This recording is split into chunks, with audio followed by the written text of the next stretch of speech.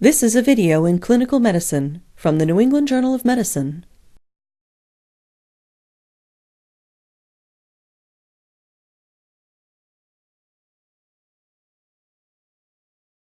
The insertion of a pleural chest tube is often done in a setting where immediate action is required.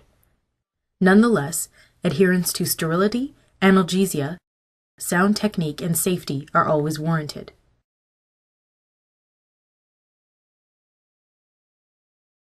The most common indications for chest tube drainage are pneumothorax that is recurrent, persistent, under tension, or bilateral, any pneumothorax in a patient on positive pressure ventilation, hemothorax, recurrent or symptomatic large pleural effusion, empyema, and chylothorax. There are relative contraindications, mainly based on hematologic abnormalities, such as bleeding diatheses or coagulopathy. Blood products or coagulation factors may need to be transfused in order to reduce the risk of bleeding during the procedure. The procedure should be explained and consent obtained whenever possible from the patient or next of kin. A chest X-ray should be performed when possible prior to the chest tube insertion. Sterilized and fully prepared chest tube trays are often available in the hospital.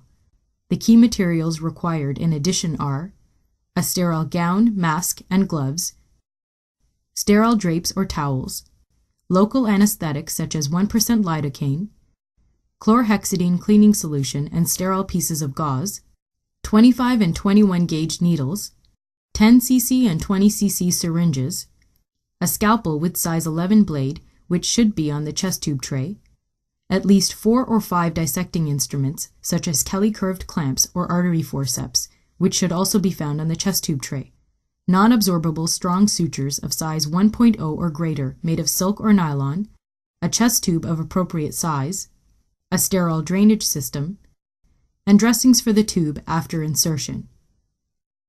The chest tube is sized according to its internal diameter. The length of the tube is marked with numbers to indicate distance into the chest wall. Additionally, there are several drainage holes at the distal end. A radio-opaque stripe runs along the length of the tube and outlines the most proximal drainage hole. This is used to confirm correct placement of the chest tube in the pleural space on a chest X-ray. Choosing the size of chest tube is based on the indications for the tube.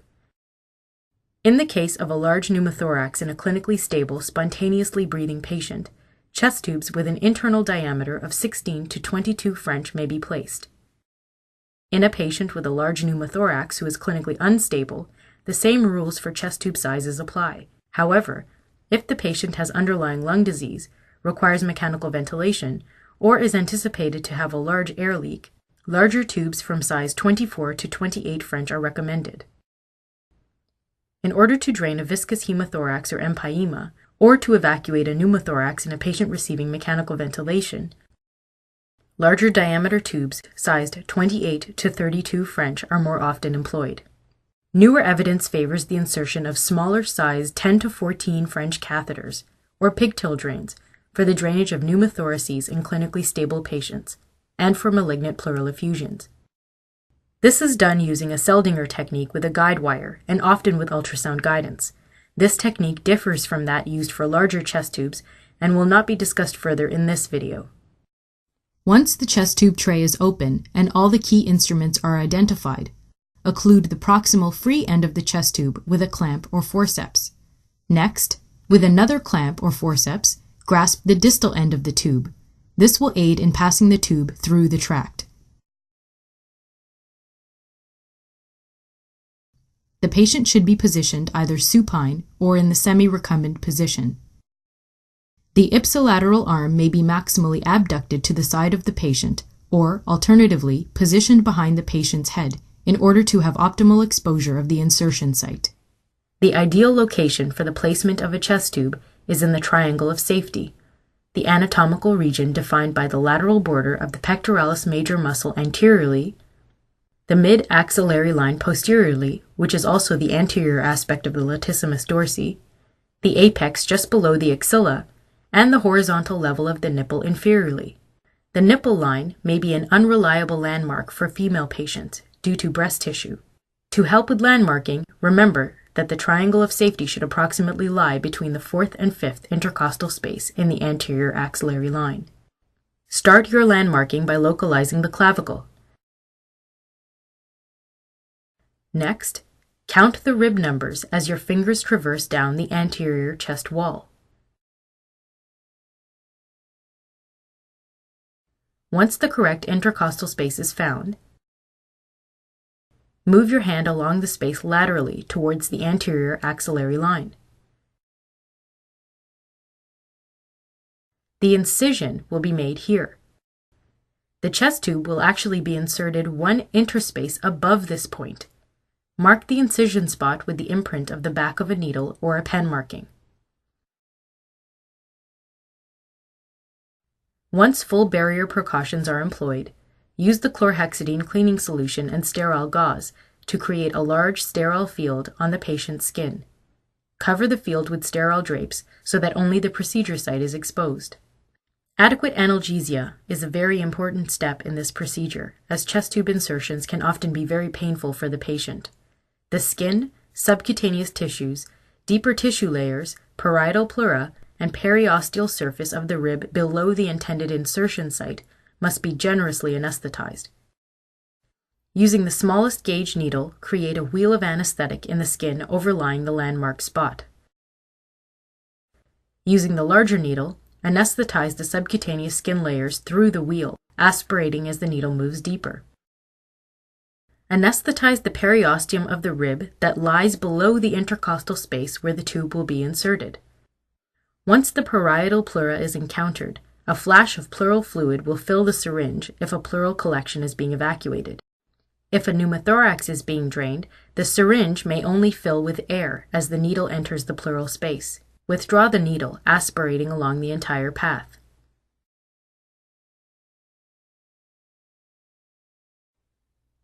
Make an incision approximately 1.5 to 2 centimeters in length above and parallel to the anesthetized rib. Introduce the curved dissecting instrument, such as a Kelly clamp, into the incision. Begin dissecting the subcutaneous tissues in order to reach the intercostal muscles. After dissecting through the subcutaneous tissues, stay on top of the rib to guide the blunt dissection. This will create a diagonal path towards the correct intercostal space. When using a larger chest tube of sizes 24 French or greater, use your index finger to explore the tract being created by blunt dissection. This is done to ensure the larger caliber tube will be able to pass through the tract. Once you have dissected through the subcutaneous tissues and deeper intercostal muscle layers, you will encounter the parietal pleura. Push the clamp gently through the parietal pleura. The entry into the pleural space through the parietal pleura is felt as a give or a sudden release of resistance. Alternatively, you may use your finger to penetrate through to the pleural space. Once the pleural space is entered, use your index finger to ensure the lung is not adherent to the chest wall, which may impede passage of the tube into the pleural space. Often, pleural fluid will trickle out through the tract, further confirming entry into the pleural space. Pass the tube through the incision, unclamp the jaws of the Kelly, and then direct the tube through the tract slowly, using your finger as a guide. If the tube is meant to evacuate a pneumothorax, aim it apically towards the top of the lung. If the indication is to drain fluid, aim it basally towards the bottom of the lung. Make note of the depth the tube has passed by keeping track of the numerical markings on the side of the tube.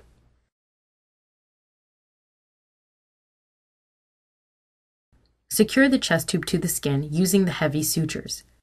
Simple interrupted or mattress sutures are often satisfactory to ensure stability of the tube and avoidance of air leaks around the tube.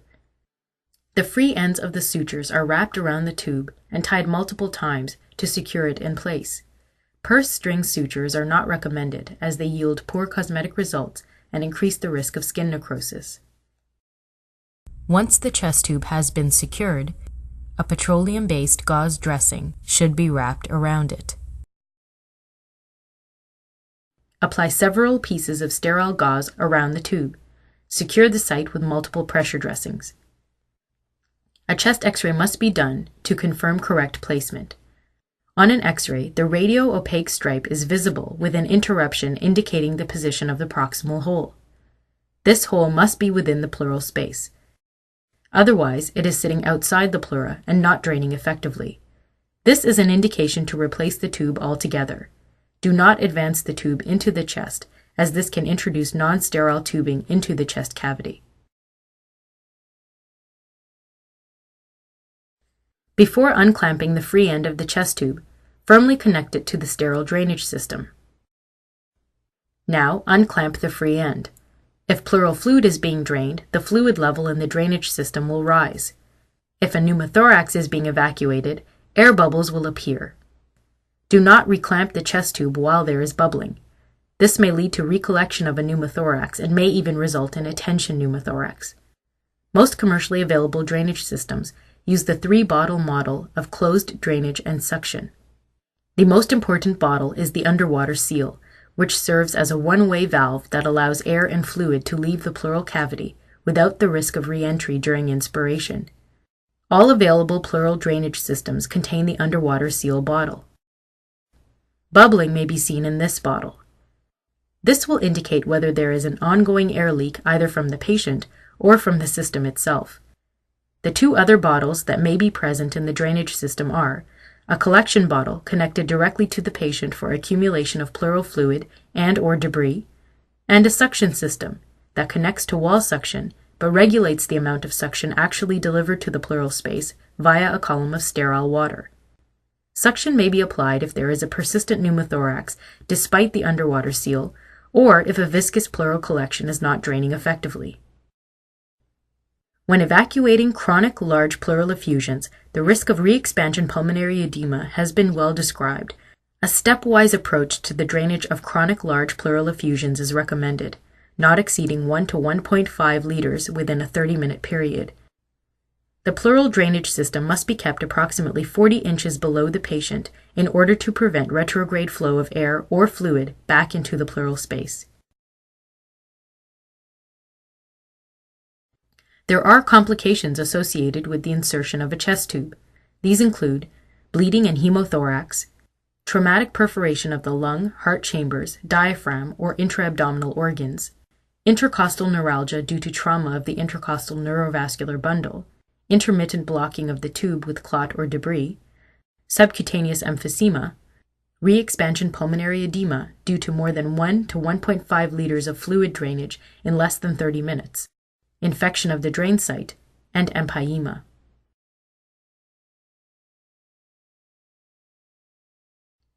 The timing of chest tube removal depends on the indications for the chest tube. In the case of a pneumothorax, bubbling must have ceased, the patient stabilized clinically, and the lung re-expanded on a chest X-ray as minimal criteria to remove the tube. If suction is being applied to evacuate the pneumothorax, most clinicians perform a trial of underwater seal alone in order to ensure there is no further bubbling with the suction turned off. Most physicians will perform a chest X-ray 12 to 24 hours after the last evidence of an air leak prior to removing the tube. The decision to clamp the chest tube to check for a persistent air leak is one that is practitioner dependent, and there is insufficient data to support or refute this practice. If the chest tube was placed to drain pleural fluid, once the drainage volume is less than 200 cc's in a 24-hour period and the fluid is serous, the tube may be removed. If a chest tube was placed for empyema, removal of the tube should be considered only after the patient has stabilized clinically and the drainage criteria are met. If an air leak is persistent or the pleural fluid drainage criteria are not met, a pulmonary specialist or thoracic surgeon should be consulted for more definitive, potentially surgical management. Pneumothorax risk is no different after chest tube removal during end inspiration versus end expiration.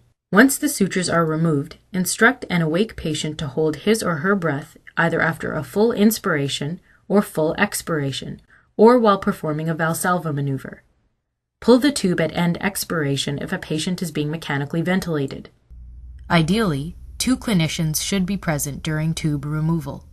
Once the tube is removed, quickly seal the incision site with a petroleum-based gauze, reinforced with several pieces of regular gauze on top of it.